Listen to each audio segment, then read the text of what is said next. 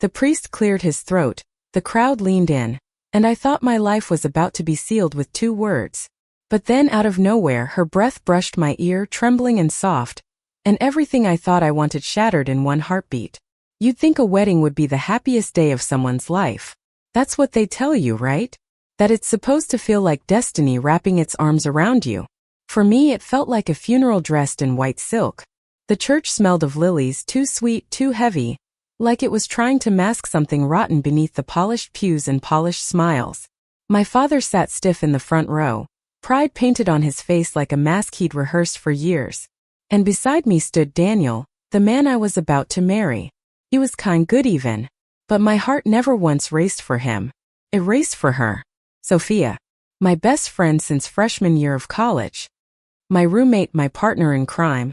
The girl who once held my hair back when I drank too much and whispered that life was too short to live in fear. The girl who knew every scar on my body inside and out.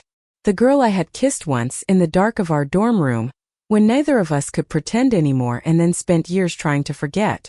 She was my maid of honor now, standing so close I could smell the faint vanilla of her perfume, the one she always wore, the one that clung to my pillow after she crashed in my bed during all-nighters.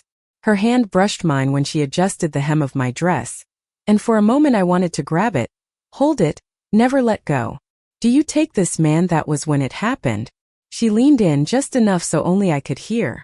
Her lips didn't even move fully, just parted, just breathed. Run. My knees buckled. My pulse hammered. I almost dropped the bouquet. I glanced at her, and in her eyes I didn't see madness or recklessness, I saw truth. Raw, unflinching truth. The kind that dared me to live. The crowd shifted, restless with anticipation. Daniel's hand squeezed mine, warm but foreign, a reminder of the life I was about to lock myself into. My mind screamed for logic, for order, for the safe path everyone wanted for me. But my heart, my traitorous, aching, stubborn heart, whispered her name over and over. Sophia. I had built walls for years, burying what we were, what we could be, under layers of duty, fear, and expectation. And yet, in this fragile second, one whisper from her tore them all down. Say I do. My father's voice rang in my head. Make us proud. But her whisper lingered louder. Run. I remembered that night sophomore year, when rain hammered the dorm windows and we lay side by side on the narrow twin bed, laughing at nothing, the air heavy with something unsaid. When her fingers found mine in the dark and didn't let go. When I kissed her because I couldn't not, and she kissed me back like it was the only thing she'd been waiting for. The way she pulled away afterward, eyes wide, whispering, "This can't happen." And yet it had never stopped happening. I looked at her now, at the quiet fire in her gaze, and realized she was giving me a choice. Not just to run from this altar, but to run toward her. Toward us. The church walls felt like they were closing in. The whispers of the crowd turning into a roar inside my skull. The priest tilted his head, waiting. Daniel smiled, so sure of what my answer would be. My lips parted. And I did the most reckless, terrifying, liberating thing I had ever done in my life. I let go of his hand. Gasps rippled through the church. My bouquet hit the floor, roses scattering across the aisle. My father's face drained of color, his fists clenching. Daniel stammered my name, his voice thick with shock. But none of it mattered. Because she was already moving, her fingers wrapping around mine like she'd been waiting forever. We didn't even look back. We just ran. Out the doors, into the blinding sunlight. Into the uncertain air that suddenly tasted like freedom. I didn't know what waited for us beyond those church steps: anger, shame, maybe even exile from the life I'd always known. But when she squeezed my hand tighter, when her breathless laugh escaped as we stumbled together down the gravel path, I knew one thing for certain. For the first time in years, I wasn't running from myself. I was running toward her. The gravel crunched under our heels as we tore down the path, breathless, laughing and crying all at once. Behind us, the heavy wooden doors of the church slammed open, voices exploding in confusion and anger. My father's voice carried above the chaos, sharp and cutting, but I didn't turn back. If I did, I knew I'd crumble. Sophia didn't look back either. She just ran with me, her hand fused to mine, our fingers locked so tight it hurt. And maybe that was the point, to feel something real, even if it burned. By the time we reached the edge of the parking lot, my lungs were on fire, my veil torn loose and fluttering like a discarded ghost. We ducked behind her beat-up car, the one she'd driven since college, its faded blue paint chipped and stubborn just like her. She fumbled for her keys, her hands trembling. "Are you sure?" she asked, voice breaking. Her eyes searched mine, desperate, terrified, and yet still daring me to say yes. I could have lied. I could have told her I didn't know. But the truth crashed over me, fierce and undeniable. "Yes," I whispered. "With you, yes."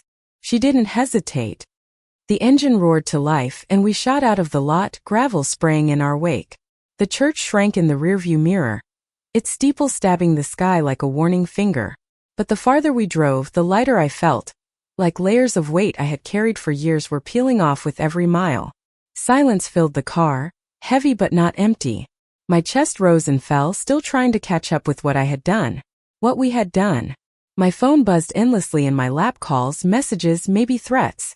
I didn't dare look. I just reached over and laced my fingers through hers on the gearshift.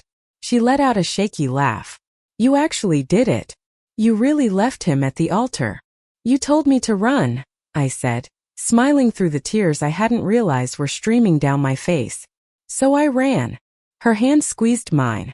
And in that squeeze was every apology, every regret, every longing we had buried. We ended up at the coast. I don't even remember deciding to go there. Hours passed in a blur of highways and roadside diners and silence that spoke louder than words. When we finally pulled into an empty stretch of beach, the sky was bruised with twilight, waves rolling against the shore like a heartbeat. I kicked off my shoes and walked barefoot into the sand, the hem of my wedding dress dragging and soaking up salt water. Sophia followed, wrapping her jacket around my shoulders even though she was shivering too. We sat there side by side, staring at the horizon like it might have the answers. "I'm scared," I admitted, my voice raw. "Of what I just did. Of what comes next. My dad. Daniel. The whole town. They'll never forgive me." She turned to me, her expression soft but unflinching. "Maybe not. But do you want forgiveness? Or do you want freedom?" Her words cut clean through me. Freedom. The word felt impossible, dangerous, intoxicating. "I want you," I whispered. And just like that, the walls that had caged us for years collapsed. She leaned in, slowly at first, like she was afraid I'd pull away. But I didn't. I couldn't. When her lips touched mine, salt and tears and everything unsaid poured out of us. It wasn't gentle, it wasn't careful. It was desperate, hungry, acclaiming. When we finally broke apart, both gasping, she pressed her forehead to mine. "We'll figure it out. Maybe it won't be easy. Maybe it'll be hell. But at least it'll be ours." I nodded because I believed her. For the first time, I believed in something. The days that followed were a storm. My family called me reckless, selfish, lost. Social media turned me into gossip, a scandal in white. Daniel showed up at Sophia's apartment once, not angry but broken. He just wanted to understand. I had no words for him except, "I'm sorry." But through it all, she was there, holding me when I collapsed under the weight of guilt, laughing with me when the absurdity of it all became too much, kissing me in the kitchen at 2 a.m. when the world outside felt like it was burning. We weren't perfect. We fought. We doubted. Some nights we lay awake wondering if love was enough to survive the wreckage we had left behind. But every morning, when the sun broke through the blinds and I woke to her arm draped over me, her breath steady against my skin, I knew it was worth it. Because love wasn't about being safe. It was about being seen.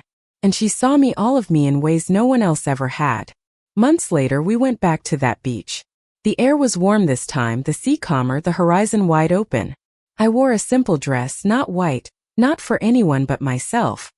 She brought 2 rings, nothing fancy, just silver bands she had saved up for. We stood barefoot in the sand, the waves lapping at our ankles, and promised each other the kind of vows no church, no priest, no crowd could ever sanctify. "I choose you," she whispered. "I choose you," I answered. And for once, my heart didn't skip or stutter. It beat steady, strong, alive. Not because I had run away, but because I had finally run home. Thank you for listening. Like and subscribe to get notifications about next videos.